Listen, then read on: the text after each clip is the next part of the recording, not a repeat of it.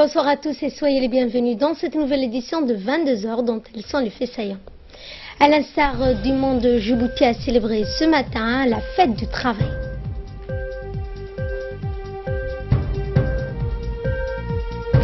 Dans l'actualité internationale, Donald Trump fait appel à ses alliés en Asie face à la menace nucléaire nord-coréenne.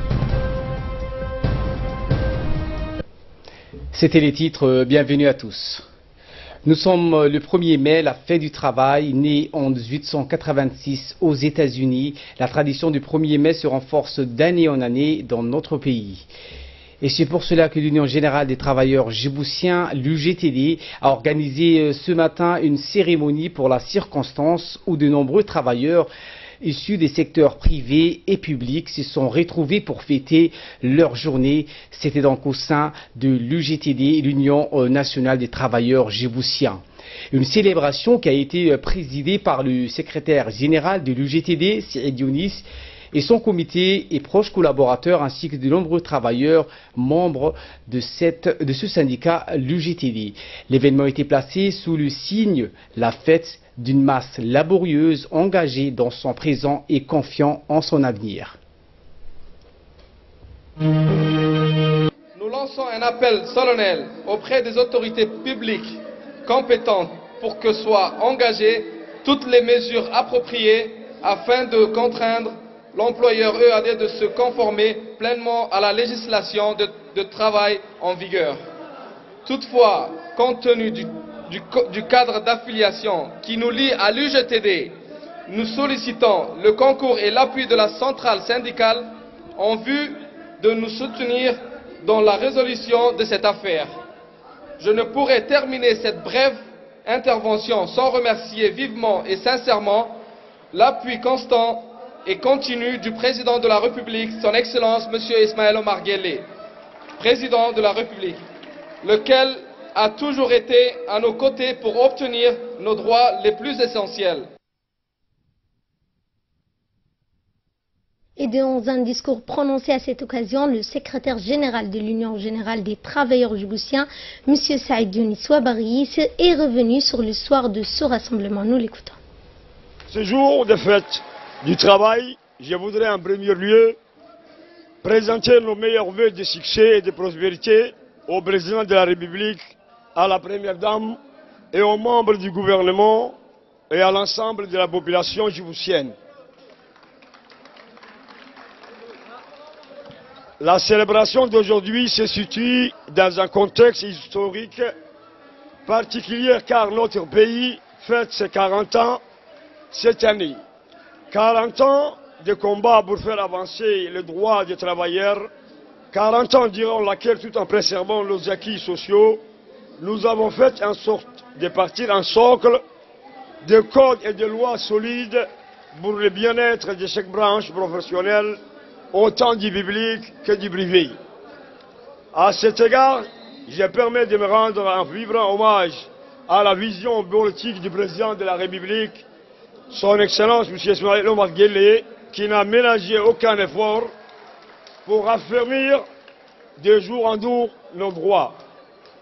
Ainsi, la commémoration du 1er mai est toujours un nouveau jalon sur le parcours de notre nation de par le sens profond et le symbolisme qu'elle véhicule. Elle a toujours traduit notre commune volonté de nous ressourcer dans notre riche passé et de nous inspirer constamment de l'ardeur et du courage et du combat victorieux mené par nos veillants précédents dans la réalisation de nos ambitions fortes par notre masse laborieuse.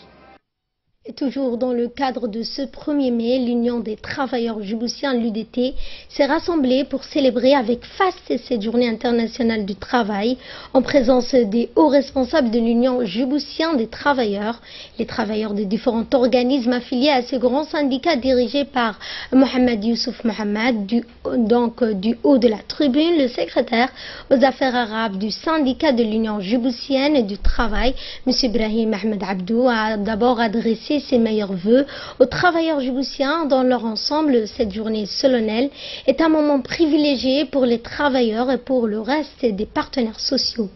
La secrétaire aux affaires féminines, Mme Fatouma Moussa, a quant à elle mis en exergue l'égalité du genre en matière d'emploi et de salaire des femmes. Les femmes, a-t-elle souligné, ont les mêmes droits et les bénéficient des mêmes avantages que les hommes.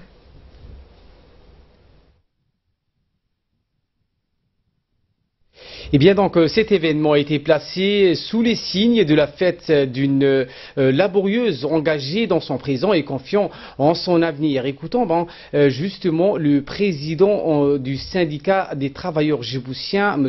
Mohamed Youssouf Mohamed, qui a mis donc l'accent dans une interview sur les souhaits et revendications des travailleurs djiboutiens.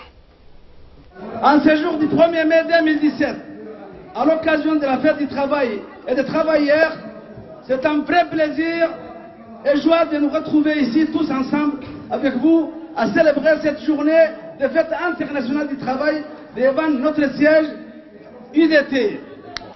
Chers camarades, cette journée que nous commémorons en partage avec les travailleurs du monde entier se veut une affirmation forte des droits acquis et des revendications en cours sous le thème halte à la cupidité des entreprises. Le monde a besoin d'augmentation salariale. Avant de passer à nos percusseurs, je vais parler de notre grand héros Ahmed Jam'ege qui est décédé il y a 2 mois. Allah yarham. Nos percusseurs ont mené de longues luttes sur les terrains sociaux infranchissables et se sont adonnés à des combats inégaux, mais juste contre les employeurs et les détenteurs du pouvoir public, au seul fin d'instaurer un monde du travail, de fixer les conditions minimales de vie des travailleurs et d'instituer les normes et les libertés du travail, à un mot, établir le syndicalisme libre et souvent au prix de leur vie. Vive l'unité, vive la solidarité des travailleurs. Bonne fête du travail à toutes et à tous. Vive le 40e anniversaire de l'indépendance de Djibouti. Vive la République de Djibouti. Vive le président Ismaël Omar Guelleh. Suivons à présent ces quelques réactions des participants de cette journée. Tout mon respect et bonne fête pour son excellent Monsieur le Président de la République, la Première Dame, l'État que je respecte, aimable peuple djibouti. De fond de cœur, Dieu merci, bonne fête pour la paix qui est à Djibouti. À cette occasion, je souhaite de fond de cœur que les pays soient dans tous les pays arabes et qui continue la paix au Liban, mon pays. Dieu merci, vraiment la paix. Et j'aime dire un mot aussi. Félicitations pour la femme djiboutienne. La femme djiboutienne, c'est grâce à elle qu'elle a créé un peuple de paix. Les Djiboutiens, ils sont créés, ils sont des peuples de paix. De fond de cœur, félicitations. Et que Dieu vous donne la santé et un bonheur. Bonne fête. À l'Issabié, où les travailleurs de cette région ont célébré aujourd'hui la journée mondiale du travail.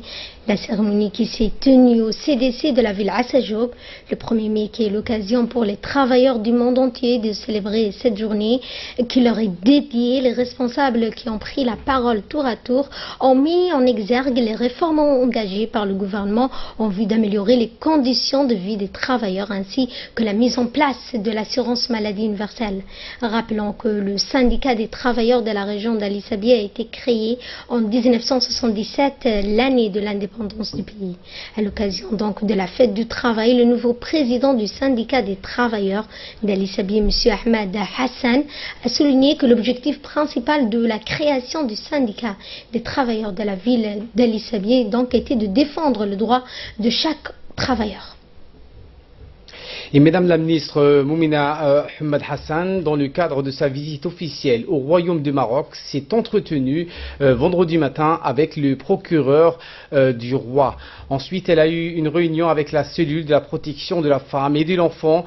À cette occasion, une projection des réalisations avec des données chiffrées a été présentée à la ministre. Madame la ministre a rencontré également des personnalités responsables des institutions en charge de la protection et de la promotion de la femme marocaine, telles que les cellules d'écoute et de prise en charge des femmes et enfants victimes des violences et de l'Union nationale des femmes marocaines présidée par la princesse Mariam. Et le ministre délégué auprès du ministre de l'économie et des finances chargé du commerce, de l'artisanat et du tourisme, Hassan Ahmed, a effectué une mission en Arabie Saoudite. Durant cette mission, l'intéressé a rencontré son homologue saoudien. Les discussions ont porté sur le renforcement des relations bilatérales dans les domaines du tourisme, du patrimoine, en particulier sur l'encouragement des investisseurs saoudiens pour la contribution au développement du tourisme à Djibouti. Le ministre a rencontré aussi le président de l'Organisation arabe du tourisme, le président de la Banque islamique de développement. Retour à Djibouti, où le général de division Zakaria Cheikh Ibrahim s'est rendu à Ali Sabié pour une inspection des stagiaires qui ont terminé une longue une longue course de 180 km. Arrivé à Ali Sabié, le SEMGA, en compagnie du général Hassan Ali Kamil, le conseiller du général et le général Tahir Ali Mohamed, le chef d'état-major de la défense par intérim, le général de division Zakaria Cheikh Ibrahim, chef d'état-major général des armées, fut accueilli sur place par le chef de corps du BIAS, le lieutenant-colonel Abdelwassa Ben Mohamed. Le général Zakaria Cheikh Ibrahim est venu faire une inspection sur les stagiaires militaires, garçons et filles, qui ont effectué une marche de 180 km depuis la localité de Ouia en passant par Holhol, Ali Adé, Assamo pour finir à la ville à Sadjoug, Ali Sabié. Ces stagiaires ont fait preuve d'un courage et d'une endurance exemplaire. Une présentation de point de situation a été faite pour la délégation.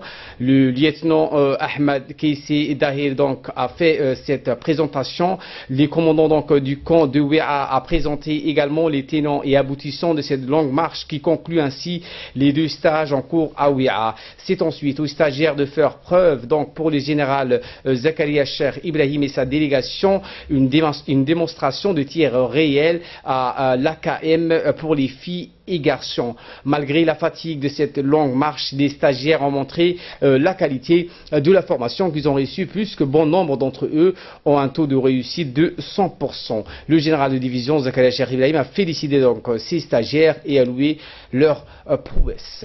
Et à l'issue de cette démonstration, d'autres stagiaires présents au camp BIAS qui rejoindront les rangs du groupe Harbi ont interprété des chansons patriotiques pour le général Zakaria et sa délégation. Écoutez.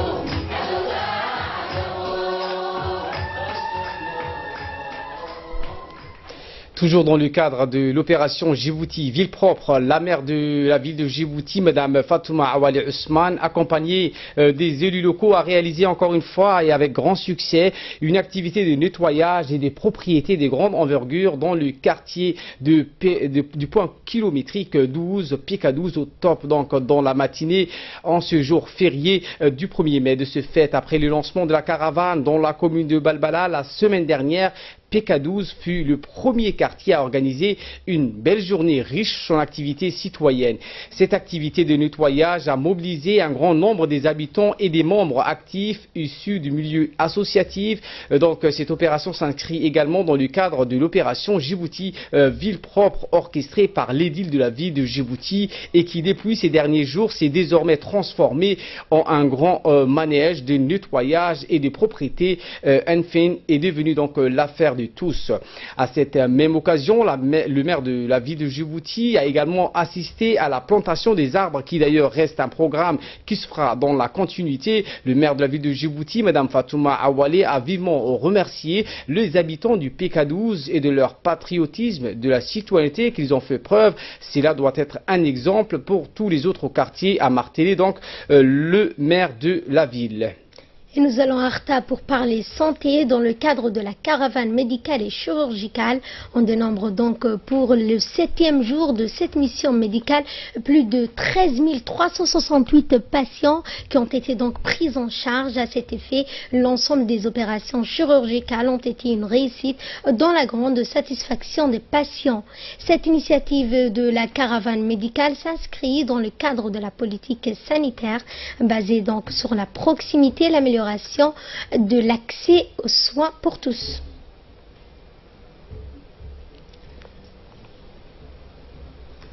Cette formation donc du secrétariat et en bureautique qui s'est clôturée jeudi dernier au centre de formation des enseignements de l'enseignement fondamental. Cette formation destinée au profit des personnels administratifs du MENFOP a duré quelques jours. Elle a été animée par Nima Abouh. Elle a permis durant les 2 journées de formation aux participants de renforcer leurs capacités et accroître leur maîtrise de l'outil informatique et surtout les différentes facettes du travail de secrétariat. Lors de la cérémonie de clôture, les responsables se sont montrés donc satisfaits à la participation qu'ainsi donc à la remise des attestations aux bénéficiaires de la formation. Ils ont affirmé l'intérêt de cette formation qui contribuera sans nul doute fortement à l'amélioration des capacités des personnels qui ont acquis des nouvelles compétences indispensables dans l'accomplissement de leurs tâches quotidiennes. Je viens de lycée technique des Gabotes. Ça m'a aidé beaucoup de choses à venir jusqu'à ici. J'ai pris beaucoup de choses ici avec Madame Nima. Elle m'a proposé, elle m'a montré beaucoup de choses que je ne savais pas plus tôt. Mais ça va. Et je suis contente que je suis là et merci pour l'information pour Madame Nima. Nous vous l'annoncions en début de journal, Donald Trump a fait appel à ses alliés en Asie face à la menace nucléaire nord-coréenne. Il a invité la Maison-Blanche et les premiers ministres thaïlandais de Singapour ainsi que le président philippin. Le président américain s'est exprimé sur le dossier nord-coréen lors d'une interview diffusée à l'occasion de ses 100 premiers jours de son mandat. Quelques heures avant le tir de missiles ratés, des exercices militaires conjoints ont débuté au large de la péninsule coréenne entre les armées américaines et sud-coréennes. En réponse aux propos de Donald Trump, Pyongyang a menacé en cas de provocation de couler le sous-marin nucléaire USS Michigan stationné dans les eaux sud-coréennes. Voilà, c'est tout pour cette édition. Merci à vous de l'avoir suivi et excellente fête à toutes et à tous.